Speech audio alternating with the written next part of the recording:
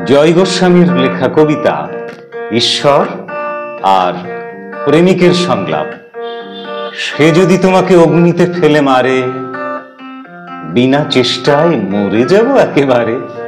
সে যদি তোমাকে মেঘে দেয় উত্থান, বৃষ্টিতে আমি বৃষ্টিতে খান খান।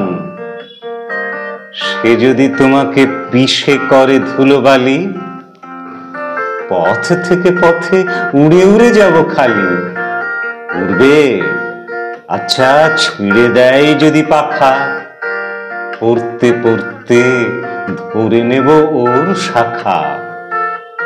যদি শাখা থেকে নিচে ফেলে দেয় তোকে, কি আর করব, জড়িয়ে ধরবো ওকেই।